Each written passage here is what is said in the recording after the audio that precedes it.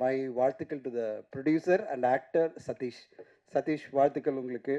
இந்த படத்துடைய தயாரிப்பாளராக நீங்கள் நம்ப மாட்டீங்க, அவரும் ஒரு கார்ப்பரேட் ப்ரொஃபஷனல் தான். ஒரு கார்ப்பரேட் லைஃப்பில் 25-30 வருஷம் இருந்து நல்ல சாதனைகள்லாம் பண்ணிட்டு இன்றைக்கி சினிமா மேலில் இருக்கிற ஆர்வத்தில் நான் ஒர்க் பண்ண அதே ஏர்டெல் கம்பெனியில் நான் அங்கேருந்து வேலைக்கு வேறு கம்பெனி போகிறேன். அப்போ ஜாயின் பண்ணியிருக்காரு. என்கிட்ட சொன்னார், சார் நான் நீங்கள் எங்களோட சீனியர் அப்படின்னாரு.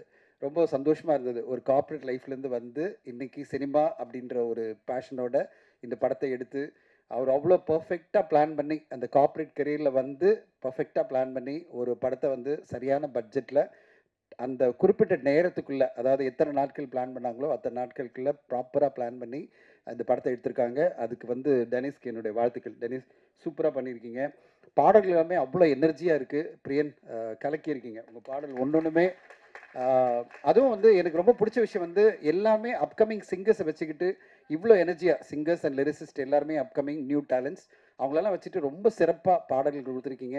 இங்கே லைவ் பர்ஃபார்ம் பண்ணும்போதே அவ்வளோ எனர்ஜி வருது, அந்த விஷுவல் பார்க்கும்போதும் அவ்வளோ எனர்ஜி வருது. ரொம்ப சூப்பராக பண்ணிக்கிங்க பிரியன்.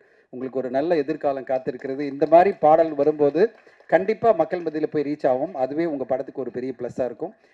டெனிஸ் நல்ல ஒரு டீமை ஃபுல்லாக ஒருங்கிணைச்சிருக்கீங்க. உங்களுக்கு வாழ்த்துக்கள். நல்ல சிறப்பான ஒரு வெற்றி அடையணும். பர்டிகுலராக நான் வந்து ஆர்டிஸ்ட் காம்பினேஷன் பார்க்கும்போது ரொம்ப சந்தோஷமாக இருக்குது. மகேந்திரன் சாரை பார்க்கும்போது, ஒய்ஜி மகேந்திரன் சார் அண்ட் நம்முடைய மயம் கோபி சார், கௌசல்யா மேம் ரொம்ப நாள் கழிச்சு நான் ஒரு மேடையில் பார்க்குறேன். அவங்க ரொம்ப ஒரு சொஃபிஸ்டிகேட்டான ஒரு ஆக்ட்ரஸ். அவங்களும் இந்த இதில் இருக்காங்க. இப்போ தான் நேற்று ஒரு கன்னட படம் ஒன்று பார்த்தேன், நீதி அப்படின்ற ஒரு படம். அதில் வந்து இவங்க குஷி ரவி நடிச்சிருக்காங்க. ரொம்ப சூப்பராக நடிச்சிருந்தாங்க குஷி. அவங்க இந்த படத்தில் அறிமுகமாகிற பார்க்கும்போது என்னடா நேற்று தான் படம் பார்த்தேன், நீங்கள் இங்கே பக்கத்தில் இருக்காங்களேன்னு பார்த்தேன்.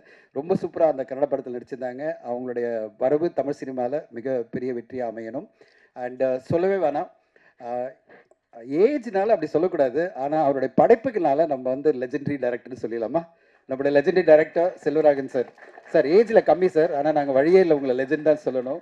தமிழ் சினிமாவில் மிக முக்கியமான படங்கள், தமிழ் சினிமா என்றைக்குமே பேசப்படுற படங்களை எடுத்த நம்முடைய செல்வராகன் சார் இந்த படத்தில் ஹீரோவை பார்க்கும்போது ரொம்ப பெருமையாக இருக்குது, ரொம்ப சந்தோஷமாக இருக்குது.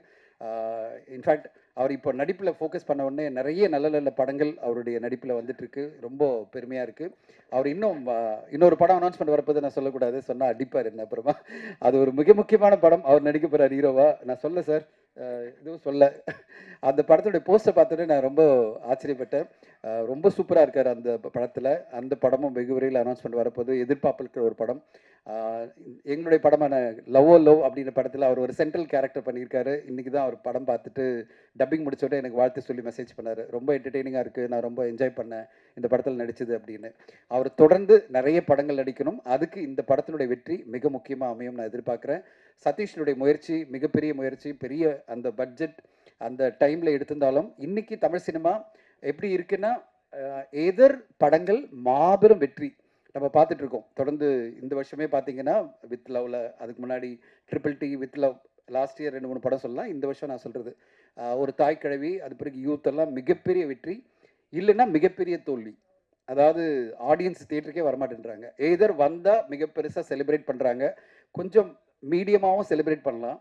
ஒரேடியாக கொடுத்தா மிகப்பெரிய வெற்றி கொடுக்குறேன், இல்லைன்னா மொத்தமாகவே ரிஜெக்ட் பண்ணுறேன்ற மாதிரி ஒரு சூழ்நிலை இருக்குது. அப்படி இல்லாமல் வார வாரம் வர படங்களில் அட்லீஸ்ட் 1-2 படமாவது, 6 படம் 5 படம் வருது, அதில் 1-2 படம் மக்களுடைய ஆதரவு இருந்ததுன்னா தமிழ் சினிமா இன்னும் சிறப்பாக இருக்கும்.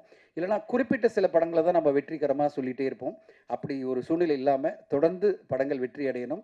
இந்த 10th அன்னைக்கு வரப்போகிற படங்கள் ஒரு 3-4 படங்கள் வருது. மிக முக்கியமான படங்கள், பெரிய பட்ஜெட் படங்கள் வந்தாலும் இந்த மனிதம் தெய்வமாகலாம் படம் ஒரு நல்ல படப்பை நான் இப்போ தான் சக்தி கிட்ட கேட்டிருந்தேன், ஒரு நல்ல படம் சார் அப்படின்னாரு. அப்படிப்பட்ட ஒரு நல்ல படம் மக்கள் மத்தியில் போய் சேர்கிறதுக்கு ஊடக நண்பர்களும் பத்திரிகை நண்பர்களும் துணை இருந்து இந்த படத்தை மாபெரும் வெற்றியாக்கணும். விஜயா சதீஷ் மேடத்துக்கு வாழ்த்துக்கள். நல்ல ஃபஸ்ட்டு படம், ஆனால் வந்து ப்ரொடியூசராக வந்து அவங்க ஹஸ்பண்டுக்காக அவங்க வந்து பேசும்போது ரொம்ப கான்ஃபிடெண்ட்டாக அவங்க பேசினாங்க. அதை பார்க்கும்போதே சந்தோஷமாக இருக்குது. ஃபேமிலியாக அவங்க 2 பேரும் சேர்ந்து இந்த படத்தை ப்ரெசென்ட் பண்ணுறாங்க.